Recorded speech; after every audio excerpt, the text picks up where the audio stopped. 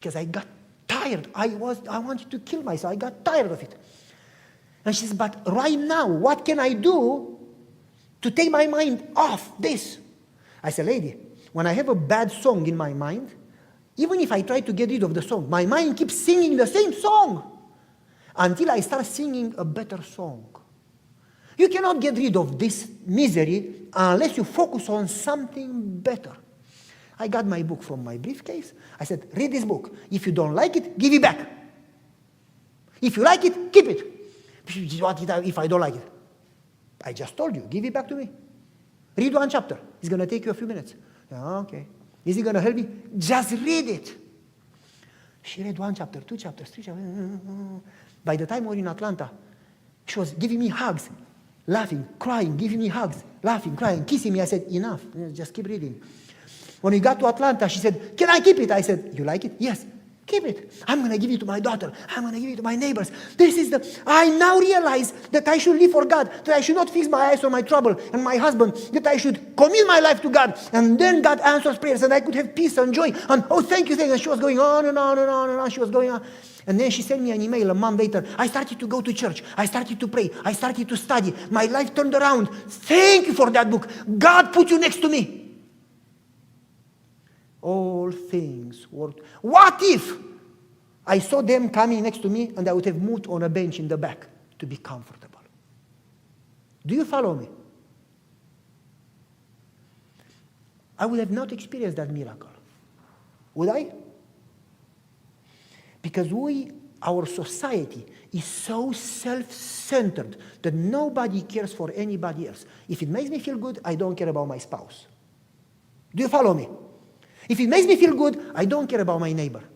I'm not talking about enabling evil. Don't confuse it.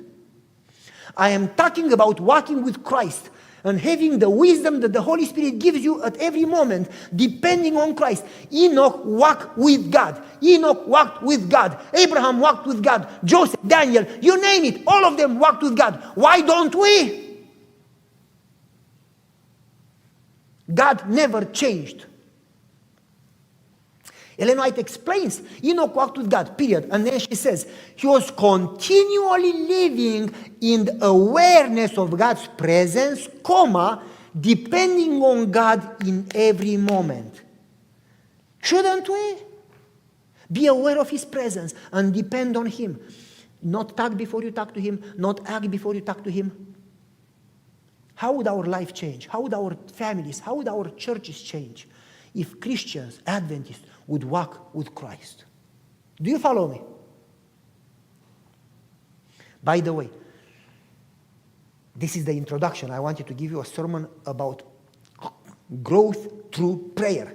And I want to give you a story before I start. And I finished the story and never started the sermon. Really, I want to tell you how a church can grow from nothing to gigantic in no time. My former church, they had 90 people attending. No growth for 72 years according to the books of the conference.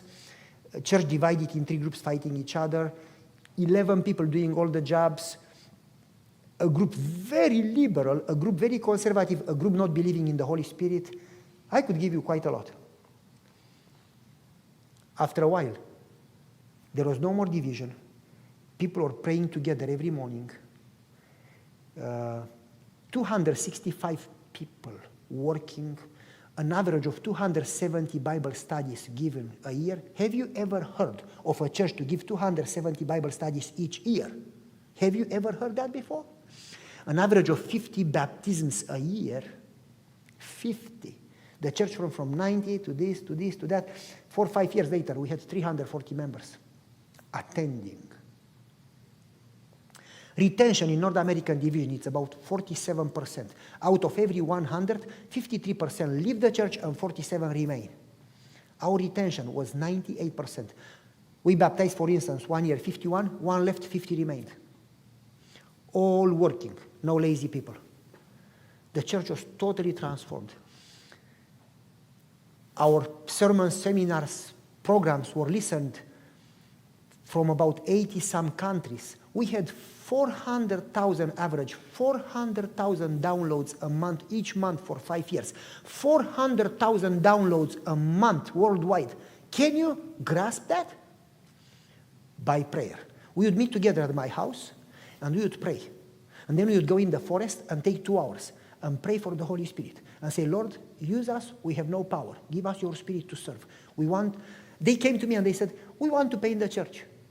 I said, give me God's plan for you. We want to paint the church and to start sharp at 9:30 and finish sharp at 12. I said, that's your plan. Give me God's plan. My God is big. You came with a small plan. You are small. You have a small plan. Give me a big plan, God's size plan. They said, but what can we do big? Pray. Long story. I'm not going to tell you because we have no more time. They went in the forest, came back. We want to paint the church. I said, go back in the forest. Don't come back before you get a big plan. Something crazy. Unless it's crazy like build an ark, save the world. Something big. Save Israel out of Egypt without an army. Gideon, go against a great crowd with 300 people and no weapons. Give me a big crazy plan. Then it's God's plan. They went back in the forest. They came after 2 hours. Pastor, we want to reach the world. We know it's crazy. Our church is small. The world is big. We want to reach the world. I said, that's God's plan. Next one. We want to have television. We want to have radio. We want to do so much event. We want to baptize 50 people a year. I said, only 3 arrows? You should have shot 10 arrows, not only 3. You follow me? All of those were long story, were accomplished. 50 baptisms a year, reaching the world. We got an average of 100 to 130 emails a day for 5 years from around the world. Churches, 6 churches in Philippines, 2 churches in Germany, 1 church in Australia, 1 church all over the world. Our church listening to your messages have been transformed. Our church experience, we baptize so many people listening to churches around our families. I want you to kill myself. I was listening to one of the sermons. I got baptized. Now I serve. I give Bible study. Another, I could give you story after story after story. We got so many emails we could not. I had my secretary day and night just reading. I said,